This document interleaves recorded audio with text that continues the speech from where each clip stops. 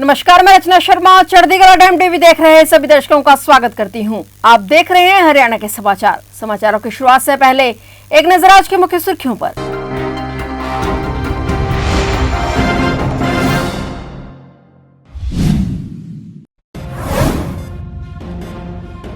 आज संत कबीर कुटीर पहुंचे दिग्गज नेता। सीएम सैनी से मिले हरियाणा और पंजाब के राज्यपाल। केंद्रीय मंत्रियों ने भी की मुख्यमंत्री नैब सिंह सैनी से शिष्टाचार भेंट।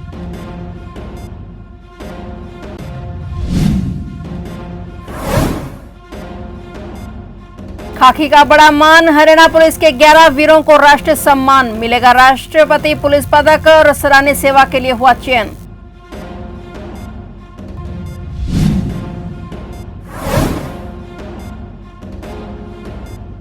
मनीषा मौत मामला। पंचकुला की सीबीआई विशेष अदालत में सुनवाई। 27 को होगी अगली सुनवाई। क्लोजर रिपोर्ट में माना आत्महत्या।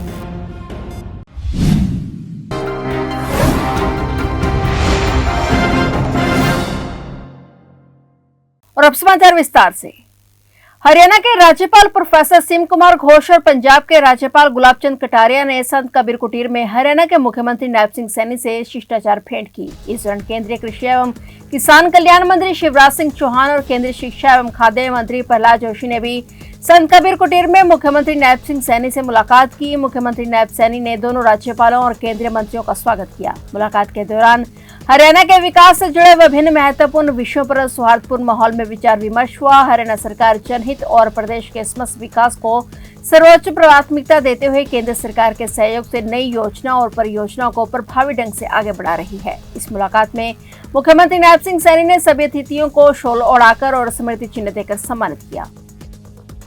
स्वतंत्रता दिवस 2026 के अवसर पर हरियाणा पुलिस के 11 अधिकारियों को विशिष्ट सेवाओं के लिए राष्ट्रपति पुलिस पदक और सराहनीय सेवाओं के लिए पुलिस पदक से सम्मानित करने के लिए चुना गया है। केंद्रीय गृह मंत्रालय द्वारा आज शुक्रवार को इन पदकों की घोषणा की गई है। हरियाणा पुलिस के एक अधिकारी को विशिष्ट सेवाओं के लिए प्रतिष्ठित राष्ट्रपति पुलिस पदक, जबकि अन्य 10 पुलिस अधिकारियों को सराहनीय सेवाओं के लिए पुलिस पदक से अलंकृत किया गया है। महिला उप निरीक्षक सुशीला कौशिक, राज्य सतर्कता एवं भ्रष्टाचार निरोधक ब्यूरो हरियाणा को विशिष्ट सेवाओं के लिए राष्ट्रपति पुलिस पदक से सम्मानित करने के लिए चुना गया है। पुलिस पदक मिलना पूरे पुलिस बल के लिए गौरव की बात है। इस मौके पर हरियाणा के पुलिस महानिदेशक अजय सिंघल ने पुलिस पदक के लिए चयनित सभी अधिकारियों और जवानों को हार्दिक बधाई और शुभकामनाएं दी। उन्होंने कहा कि इन पुलिस कर्मियों की कर्तव्यनिष्ठा, साहस, समर्पण और अथक सेवाओं को राष्ट्रीय स्तर पर मिली यह पहचान न केवल पदक प्राप्त करने वाले अधिकारियों और जवानों का सम्मान है, बल्कि यह हरियाणा पुलिस के प्रत्येक सदस्य के लिए प्रेरणा का स्रोत भी है। मनीषा की मौत मामले में सीबीआई की तरफ से सीबीआई की विशेष अदालत में दाखिल की गई क्लोजर रिपोर्ट में इसे आत्महत्या का मामला बताया है। हालांकि अभी सीबीआई की तरफ से मनीषा के पिता को कोई आत्महत्या संबंधी तथ्य मुहैया नहीं कराए गए हैं। वहीं इस मामले की सीबीआई विशेष कोर्ट ने अगली सुनवाई 27 अगस्त तय की है। सीबीआई की तरफ से आत्महत्या से जुड़े तथ्य भी कोर्ट के माध्यम से जल्द मनीषा के पिता को मुहैया कराए जाने की बात कही गई है। उधर किसान संगठन और मनीषा के पिता संजय का स्पष्ट कहना है कि करनी पंचायत में ये मामला रखा जाएगा। सीबीआई ने बेटी की मौत की जांच को न्याय नहीं दिया है और इसको लेकर आगामी रणनीति जल्द ही तय की जाएगी। यमुनानगर के शिवनगर खड्डा कॉलोनी कैंप क्षेत्र में 56 वर्षीय महिला की हत्या की वारदात से सनसनी फैल गई। घर के अंदर खून से लथपथ हालत में महिला का शव मिलने से इलाके में हड़कंप मच गया। मृतका की पहचान पुष्पा देवी पत्नी श्रवण कुमार के रूप में हुई है। शुरुआती जानकारी के मुताबिक महिला के सिर पर किसी भारी वस्तु से गहरी चोट मारी गई, जिसके चलते उसकी मौत हो गई। वारदात के पीछे कौन है और इस हत्या की वजह क्या है, इसका भी खुलासा नहीं हो पाया है। फिलहाल पुलिस मामले की जांच में जुटी हुई है। पुलिस ने मामले की गंभीरता को देखते हुए अपराध शाखा की टीमों और फोरेंसिक विशेषज्ञों को मौके पर बुलाया। पुलिस ने हत्या की सनसनी के इस वारदात को सुलझाने के लिए जांच तेज कर दी है। सूचना मिली थी पुष्पा रानी बाइवोट श्रवण कुमार वासी शिवनगर खड्डा कॉलोनी की किसी अज्ञात व्यक्ति द्वारा सिर में चोट मारकर मृत्यु कर दी है। जो उससे इन्वेस्टिगेशन जारी है और अभी मौके पर खड़े हैं। तो सर इसके परिवार में कौन कौन है? इसके परिवार में 2 लड़के हैं और 1 लड़की है। हमारे घर पे कितनी महिला जिसमें ये अपना छोटा लड़का है इसका और ये अपना दोनों इकट्ठे रहते थे। जो बड़ा लड़का है वो अलग रहता है। वारदात किस तरह हुई? वारदात अभी इन्वेस्टिगेशन जारी है। सिर में चोट नहीं, अभी तो इन्वेस्टिगेशन जारी है। तो सिर में चोट लगी है सर, वो क्या गहरी है या किसी वो बुलेटिन 14 डॉक्टर के अपना सीन ऑफ क्राइम मौके पे है, जैसे भी वो इन्वेस्टिगेट करके जांच करके आएगी, सामने आ जाएगी।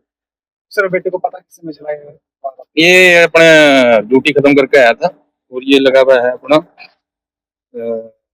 मिल में लगा हुआ है, और वहां से ड्यूटी समाप्त करके अपनी, और जो ये घर पर आया था जिस टाइम मैंने देखा माता वहां पर घर में कोई सामान वगैरह कुछ हो नहीं, ऐसा कोई बात सामने नहीं है। करनाल में बस्ताड़ा के पास जीटी रोड पर बुधवार रात हुई 30 लाख रुपए की लूट के मामले में पुलिस ने बड़ा खुलासा किया है। पुलिस के मुताबिक लूट की साजिश किसी बाहरी गिरोह ने नहीं बल्कि पीड़ित के ही एक दोस्त अरुण ने अपने साथियों के साथ मिलकर रची थी। पहले आरोपी ने पीड़ित की रेकी की और उसकी लोकेशन अपने साथियों तक पहुंचाई और इसके बाद आरोपियों ने बस्ताड़ा हाईवे पर गाड़ी रुकवाकर पिस्टल के बल पर 30 लाख रुपए लूट लिए। मामले की जांच के दौरान पुलिस ने जब पीड़ित से पूछताछ की तो लूट की पूरी साजिश का खुलासा हुआ। पुलिस ने मामले में 4 आरोपियों को पकड़ लिया और इनमें दादूपुर निवासी विशाल उर्फ शैली और रामपाल असंध निवासी राहुल उर्फ काला जौली और अरुण हांसी चियोंक करनाल का आरोपी शामिल हैं। पुलिस के मुताबिक सभी आरोपियों को आगामी कार्रवाई के तहत कोर्ट में पेश किया गया और रिमांड हासिल कर लूट की रकम, वारदात में इस्तेमाल गाड़ी और हथियार की बरामदगी का प्रयास किया जा रहा है।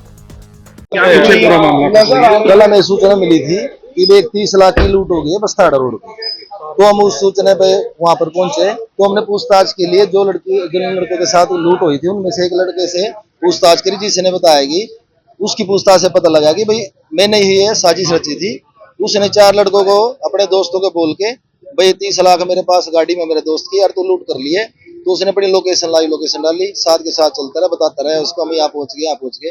जैसे वो बस्ताड़ा पहुंचे गाड़ी रुकवा दे और उस 4 लड़के आए, जिनमें से एक लड़का गाड़ी चला रहा था, 3 लड़के नीचे उतर के पिस्टल की बट से 30 लाख रुपए लूट करे। सर कहाँ का पूरा मामला और कितनी लूट हुई थी? ये थाना मधुबन एरिया का मामला है और 4 इसमें 5 टोटल अपराधी हैं। कहाँ के रहने वाले? 2 लड़के हैं दादूपुर से, विशाल उप सैली और रामपाल, और एक लड़का है राहुल काला जोड़ी जो जीवरी खड़े का रहना असंध का रहने वाला है, और एक लड़का है इसमें हासी चौक का रहने वाला है। अभी चेक नहीं किया, अभी देखेंगे इनका जी। सर एक बताया जा रहा है कि उन्हीं के साथ व्यक्ति, हाँ जी हाँ, उनकी गाड़ी में बैठा, जिसके अपने दोस्त की गाड़ी में बैठा था, उन्होंने अपने दोस्त की रैकी करके लूट करवाई है। तो कुल कितने की सर लूट है? अभी तो इन्होंने बताया अभी 30 लाख की पूछताछ जारी है, वैसे पता लगेगा। कहाँ से कहाँ तक जा रहे थे सर ये कुछ जानकारी? ये दिल्ली से आए थे और दिल्ली से उन्होंने दादूपुर किसी को पैसे देने। आगामी कार्रवाई की क्या जा रही है? आगामी बस कल इनको कोर्ट में पेश किया जाए, इनका रिमांड लिया जाएगा, उसके बाद रिकवरी के लिए गाड़ी के लिए हम इनको लेके जाएंगे। आपका नाम, आपकी डेजिग्नेशन? मेरा एसआई राजीव चाहिए 3 करनाल से। हर घर तिरंगा अभियान के तहत पिंजौर में भव्य तिरंगा यात्रा निकाली गई। विधायक शक्ति रानी शर्मा के नेतृत्व में यादवेंद्र गार्डन से शुरू हुई यात्रा शहर के विभिन्न मार्गों से होते हुए राजकीय वरिष्ठ माध्यमिक विद्यालय पिंजौर पहुंचकर संपन्न हुई। यात्रा में बड़ी संख्या में युवा, महिलाएं, व्यापारी, कार्यकर्ता और स्थानीय नागरिक हाथों में तिरंगा लेकर शामिल हुए। भारत माता की जय और वंदे मातरम के जय घोषों से पूरा क्षेत्र राष्ट्रभक्ति के रंग में रंग गया। जगह जगह स्थानीय लोगों ने पुष्प वर्षा कर तिरंगा यात्रा का स्वागत किया। इस मौके पर विधायक शक्ति रानी शर्मा ने सभी प्रदेशवासियों को बधाई और शुभकामनाएं दी। देखिए, बहुत ही उल्लास में यहाँ पर माहौल बना हुआ है, सब में जोश भरा हुआ है, क्योंकि भारत माता के लिए सब तत्पर रहते हैं और अपने देश के लिए कौन नहीं आगे आता है। तो मेरा ये मानना है कि जो हमारे वीर जवान सरहद पे खड़े हैं हमारे लिए, जो हमारी रक्षा कर रहे हैं, और खास करके वो वीर जिन्होंने अपना बलिदान दिया है, और इसी के साथ आज़ादी आसानी से नहीं मिलती। जो हम आज चैन की नींद सो रहे हैं, हमारे पुरखों ने, बुजुर्गों ने, हमारे जो जिन्होंने शहादत दी है, उन्होंने बहुत संघर्ष किया है, उसके बाद कहीं जाके हमको आज़ादी मिली है। और उस आज़ादी को भी अगर हम ना सेलिब्रेट करें तो ये कैसे मुमकिन है। बहुत सब में जोश है और सारे 5 मंडल से मेरे कार्यकर्ता यहाँ पे पहुंचे हैं और सब देश प्रेमी हैं, देशभक्त हैं, देश के लिए सब कुछ करने को तत्पर हैं, क्योंकि हमारा देश आगे तभी बढ़ता है जब हम बढ़ते हैं। तो हम सब मिलके देश के लिए आगे बढ़। कालका वासियों को, प्रदेशवासियों को, देशवासियों को स्वतंत्रता दिवस की बहुत बहुत शुभकामनाएं और बधाई है। और आज हम जहां पर विकसित भारत की ओर चल रहे हैं और विकसित हरियाणा की ओर चल रहे हैं, उसमें बहुत खुश में माहौल है और लोग बहुत खुश हैं। जो मेरे को लगता है कि इससे पहले लोगों में इतना जोश नहीं होता था, आज हर घर तिरंगा होता है। आप देखिए, हर लोग बहुत ही उत्साह के साथ अपने घरों पे तिरंगा झंडा लहराते हैं, जो शायद पहले नहीं होता था। तो मैं आपके माध्यम से उनसे भी अपील कर रही हूँ कि जो भी जिसने भी अपने घर पे तिरंगा नहीं लगाया है तो अपनी सॉलिडेरिटी शो करने के लिए, देश के प्रति प्रेम दिखाने के लिए हर घर तिरंगा लगाएं। स्वतंत्रता दिवस के अवसर पर सिटी ट्रैफिक पुलिस करनाल की ओर से नशा मुक्त अभियान के तहत तिरंगा यात्रा के माध्यम से लोगों को नशे से दूर रहने और यातायात नियमों का पालन करने के लिए जागरूक किया गया। यात्रा शहर के विभिन्न मार्गों से होते हुए नेहरू पैलेस स्थित सिटी ट्रैफिक पुलिस कार्यालय पर पहुंची, जहां से यात्रा का समापन हुआ। यात्रा में सैकड़ों की संख्या में ई रिक्शा चालक शामिल रहे और इस यात्रा के दौरान ट्रैफिक इंचार्ज रामलाल सहित तमाम पुलिस कर्मियों ने लोगों को नशे के दुष्प्रभावों के प्रति सचेत करते हुए स्वास्थ्य और सुरक्षित समाज के निर्माण का संदेश दिया। इस दौरान सिटी ट्रैफिक पुलिस ने सभी करनाल वासियों से अभियान में सहयोग करने और सुरक्षित यातायात व्यवस्था बनाए रखने की अपील की। नशे के खिलाफ है, इसका समापन आज यहाँ हुआ है और ये समापन आज यहाँ सिर्फ एक पैदल मार्च का है। नशे के खिलाफ ये जंग मरते दम तक चलेगी। हर परिवार अपने बच्चों की कसम खाए कि हमारा बच्चा कभी नशे का आदी नहीं होगा, किसी प्रकार का नशा नहीं करेगा। जैसा ये भाई बॉडी बना रहे हैं नशा मुक्त अभियान के तहत, ये अपना खेलों को बढ़ावा दे रहे हैं। खेलों को हाँ और नशे को ना, तो इनसे सीखो। कौन कौन शामिल हुए आज इसमें सारे जितने हमारे मीडिया संगठन हैं, जितने भी युवा शक्ति है करनाल की, हरियाणा की, सब ने एकजुट होकर मैसेज दिया है कि नशे के खिलाफ हमने पूरा प्रचार करना है और नशा वाले बेचने वाले तो सुधर जाओ, हरियाणा छोड़ के चले जाओ। पूरे हरियाणा में आपकी कोई जगह नहीं है, नहीं तो वह हरियाणा में जो नशा बेचता पाया गया उसका ठीक ढंग से इलाज करेगी ये युवा शक्ति।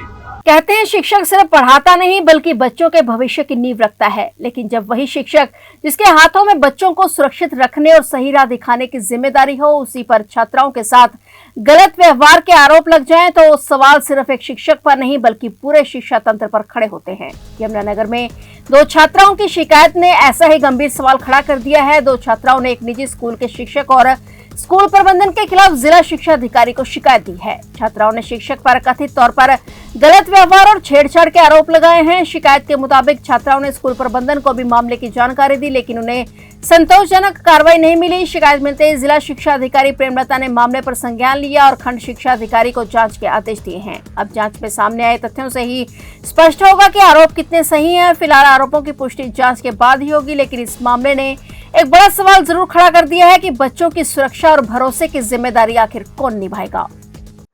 हाँ जी, मुझे अभी शिकायत प्राप्त हुई है और मैंने इसके तुरंत संज्ञान लिया है और BO रादौर को इस पर पूरी जो उचित कार्रवाई बनती है शीघ्र ही करने के आदेश दिए हैं और इनको भी, पेरेंट्स को भी आश्वासन दिया है अगर इनके अनुसार सही कार्रवाई नहीं होती तो तुरंत मेरे से दोबारा मिलें। BO रादौर को इस पर पूरी जो उचित कार्रवाई बनती है शीघ्र ही करने के आदेश दिए हैं। हरियाणा सरकार पर्यावरण संरक्षण के तहत प्रदेश को प्लास्टिक मुक्त बनाने और स्वतंत्रता दिवस के अवसर पर हर घर तिरंगा और स्वच्छता अभियानों को व्यापक स्तर पर चला रही है। इसी के तहत हरियाणा सरकार ने प्लास्टिक मुक्त तिरंगा अभियान चलाकर सभी प्रदेशवासियों से प्लास्टिक का तिरंगा नहीं बल्कि कपड़े का तिरंगा फहराने की अपील की है।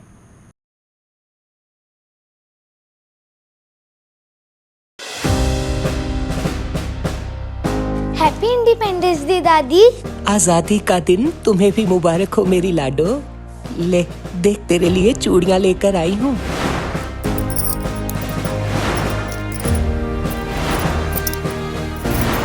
और मैं सबके लिए तिरंगा लेके आई हूँ। ये आपका तिरंगा, ये मेरा और ये मम्मी पापा का। मैं उनको भी दे के आती हूँ। रुक लाडो, ये तिरंगे तो प्लास्टिक के हैं। तो क्या हुआ दादी? रुक जा, मैं तुझे कुछ दिखाती हूँ। क्या देख रही हो दादी?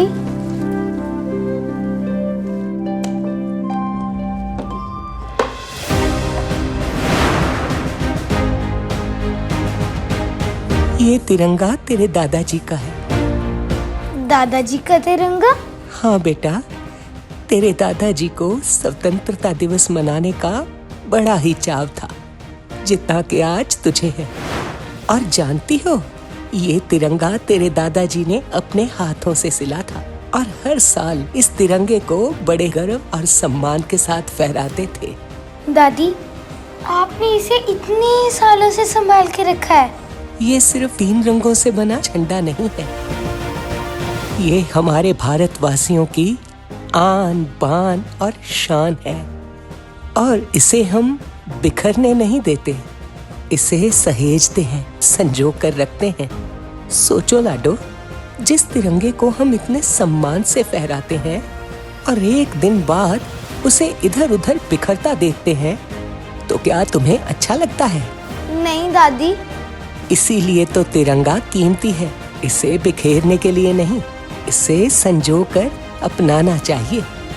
ये तिरंगा तेरे दादाजी ने मुझे सौंपा था और ये अब मैं तुझे सौंपती हूँ। समझ गई दादी।